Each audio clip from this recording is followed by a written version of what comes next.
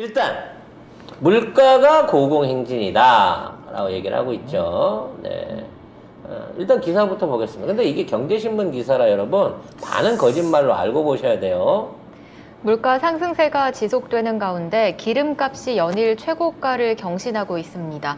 13일 한국석유공사 유가정보서비스 오피넷에 따르면 이날 오전 전국 평균 휘발유 가격은 리터당 2,069.74원을 기록했습니다. 휘발유 가격은 10년 전 최고가 2,062.55원을 넘어선 건데요. 경유 가격도 리터당 2,069.32원으로 오름세를 보이고 있습니다.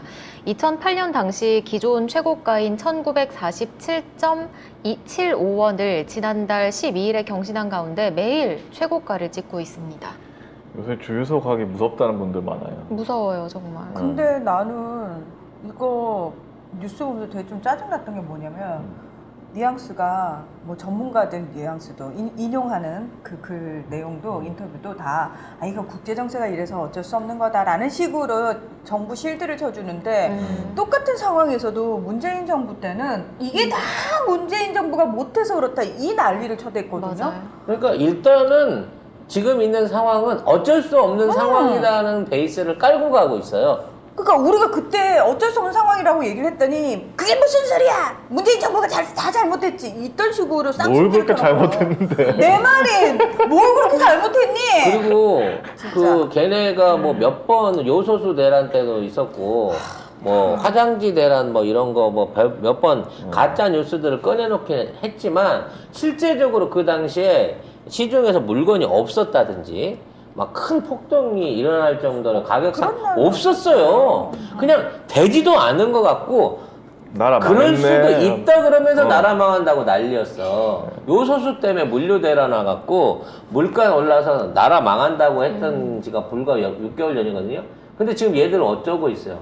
지네들 스스로 화물연대 파업을 자초를 하면서 협상을 해야 될 협상 지도부를 48명을 체포를 해버리고 협상을 하겠다고 하는데 국민의힘 국회의원이 나서가지고 이거 문구가 마음에 안 들어. 이거 법으로 법제화 못 해줘. 이래서 지금 파토를 치고 있는 상황이거든요. 그러면서 이제 물건은 있는데 물류가 안 돼가지고 가격이 오르고 있다. 이런 식으로 또 핑계를 돌리고 있어요. 그럼 물류가 회복되면 원래 가격으로 돌아 팔 건가? 아니요. 그 올린 가격으로 팔 거예요, 이미. 당연하지. 결과적으로 이 사안에 대해서 윤석열이 기자들 앞에 나와 이게 공식적인 기자회견들도 아니야. 지나가다가 출근하다가 문 앞에서 만난 기자들을 상대로 물가 자꾸 물어보니까 어떻게 하실 겁니까? 그랬더니 할 수 있는 최선을 다하겠대. 고물가에 선제 조치하겠다. 선제 타격하겠다는 거. 그러니까 아니 이미 선제는 무슨 선제야? 아니, 한국말을 제대로 알고 하시는 건지. 그래서 이미 질문이 끝났거든. 이미 물가? 물가가 올랐기 때문에 공공요금으로 선제 인상을 해버리겠다는 뜻으로 들려요. 어휘력 참 딸리네요. 머리가 아프다. 네.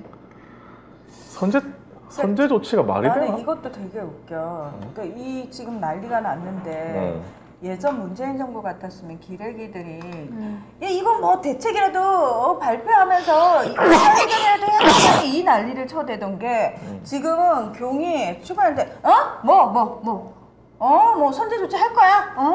최선을 다할게? 이러고 네. 지나가도 아무 소리를 안 한다는 거. 그래서 7월 달엔 가스료, 10월 달엔 전기료를 올리겠다라고 선제 타격을 지금 하고 있는 상황이죠. 자, 근데 원래 이제 이런 거 보게 되면 일반 시민들 인터뷰가 꼭 하나씩 이제 꼭지에 붙어야 되거든요. 그렇지. 우리가 나라 망했다는 확인할 수 없는 강남에서 제가 겨우 부부 둘이서 집 가지고 있는데 종부세가 올라가지고 7천만 원이 나와갖고 집에 나앉게 생겼다. 나앉게 생겼다. 단돈 1억이 없어서 지금 단돈 1억이 없어서. 나앉게 생겼다. 뭐 이런 이제 아름다운 인터뷰들을 하지 않았습니까? 그렇죠. 이번에는 인터뷰를 안 해요. 왜냐면 그 전에 사람들도 존재하지 않았던 것 같아. 심지어 인터뷰했던 인간들이라는 사람이 과연 존재했을까? 단돈 1억이라고. 그래서 이제 사람들은 조용한 거야. 이게 1번 찍은 우리는 결국 이 꼴을 당하는구나 라는 체념이지만 2번 찍은 이유는 그래도 좋아. 왜 좋지? 아니 그러니까 내가 찍은 사람이 대통령이 돼서 너무 좋고 이거는 미치겠네. 내가 얼마든지 감수할 수 있는 수준이야 이러고 생각하나 봐요. 나는 쟤들이 분노하지 않아. 우리는 분노하는데 쟤들이 분노하지 않은 게 더 화가 나. 같은 나라에 사는 거 맞나요? 그러니까 아니 이게 되게 웃긴 게 뭐냐면 사람들이요.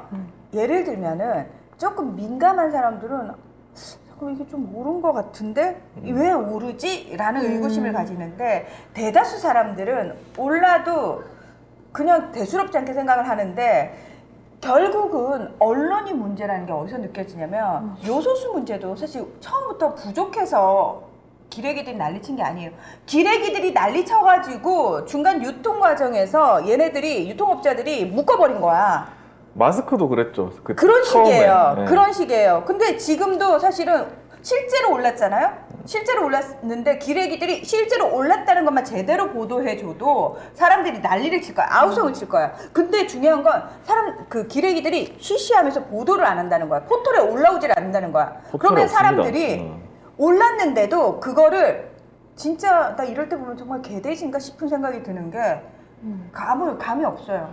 그러니까 저는 그래서 언론이 그러니까 난 다 필요 없고 난 검찰 정상하고 나발이고 난 다 필요 없고 나는 언론 무조건 언론 닥치고 언론부터. 그래서 이제 저는 오늘 물가 인상 얘기가 나와서 윤석열이가 단독 기사인데 그냥 길에서 이게 쉽게 말해서 청사 입구에서 얘기한 게 단독 기사로 올라왔어. 그러니까 얼마나 빠른 거야. 출근할 때 찍은 기사가 지금 11시 밖에 안 됐는데 이미 단독으로 올라올 정도야. 대통령이 선제 조치. 선제 타격, 자꾸 타격.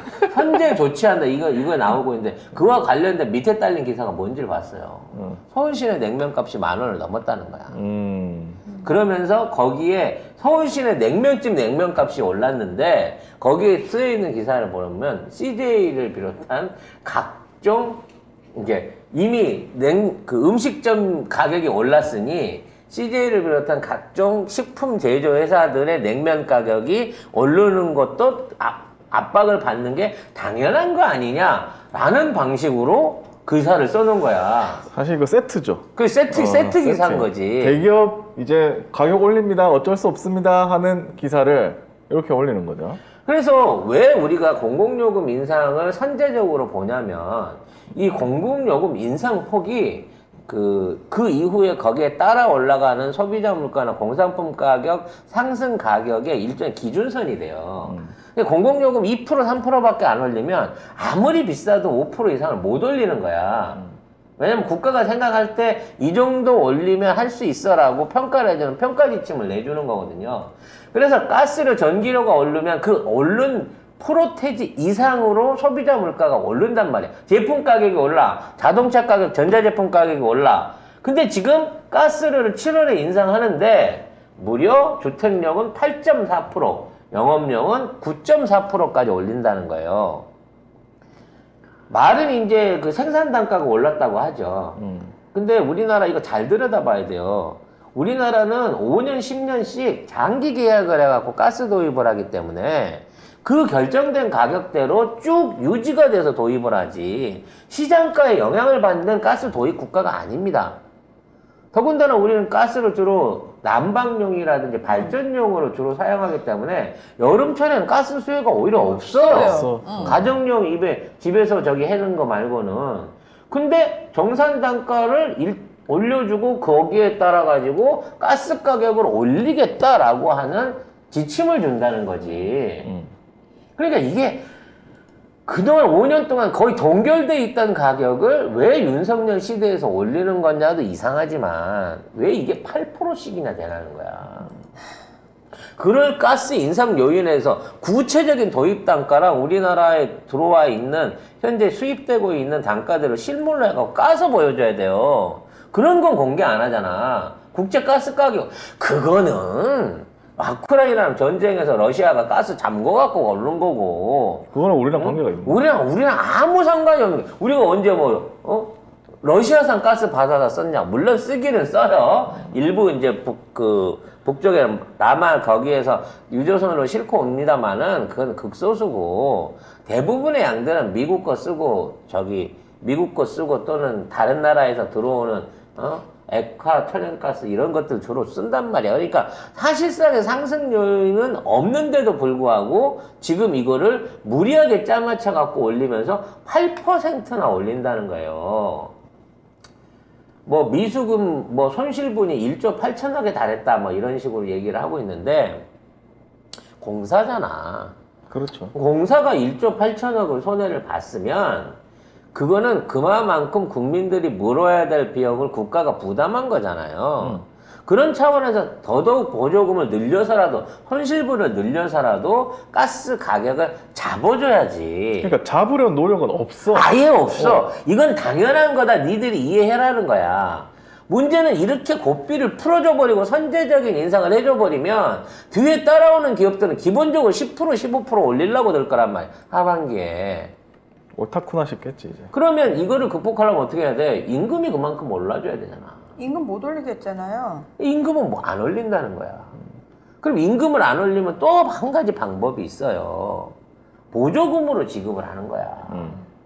그래서 보조금으로 지급을 해주고 그걸로 갖고 게 오른 물가에 대한 소비를 할 수 있게끔 유도를 하는 게 사실은 제일 좋은 방법입니다. 지금 있는 상황은. 왜냐면 임금을 올리려면 형평성 있게 다 올라갈 수가 없잖아.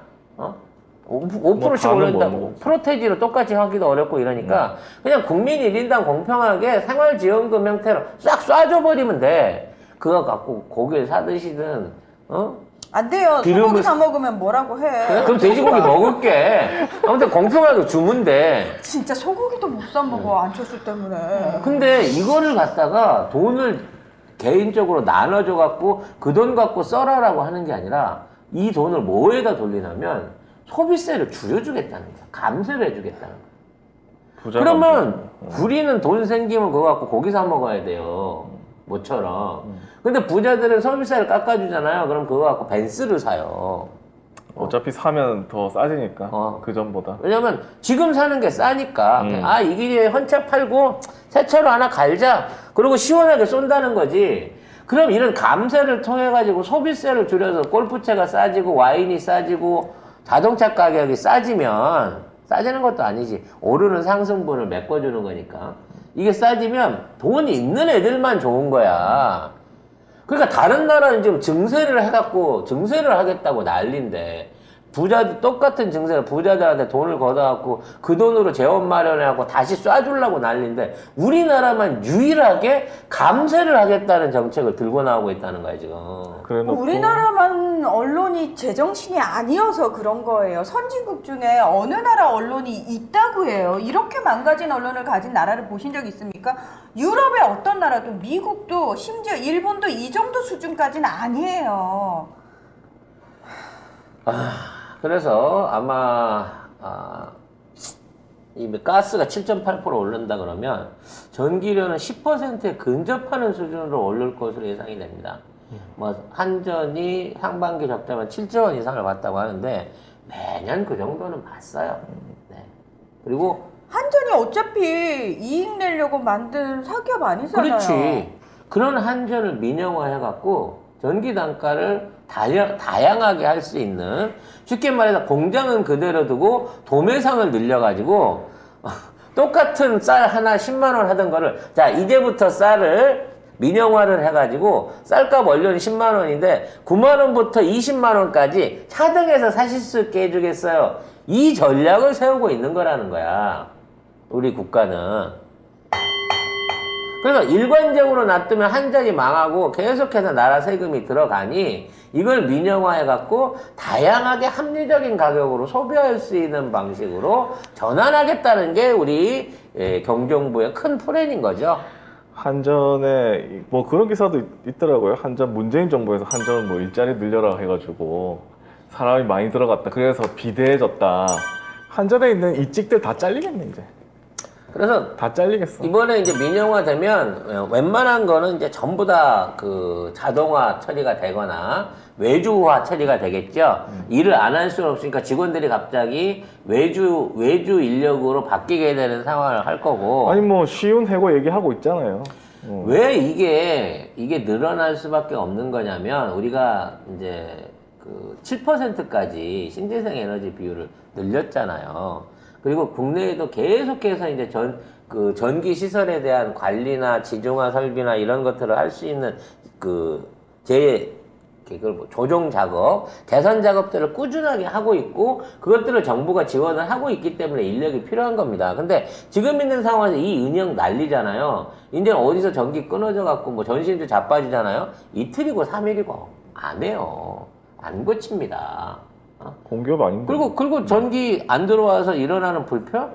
그거는 당신들 사정이고. 모르겠고. 내가 전기 끊어졌다고 전기 끊어서 전기료 받았나? 안 받았잖아. 안 쓰고 안 받는 거 당연한 거 아니야? 이 본세로 나오려고 하는 거예요. 그러니까 단순하게 가격만 오르는 게 아니라 서비스도 개판이 될 거예요. 100%죠. 대한민국에서 전전자면 이게 뉴스가 되는 세상이에요. 아파트 단지에 2시간 동안 정전이 됐다 그러면 뉴스가 나. 그것도 9시 종합뉴스에. 왜? 세상에 그런 일이 별로 안 일어나는 대한민국은. 일상화 된다고 이제는. 이렇게 돼버리면은.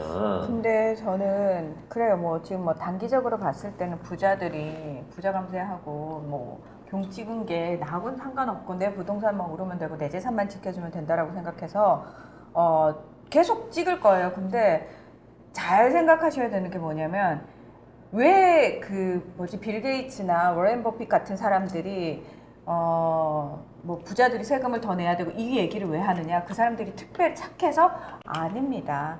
자신들의 재산을 더 안전하게 지키기 위해서 그 얘기를 하는 거예요.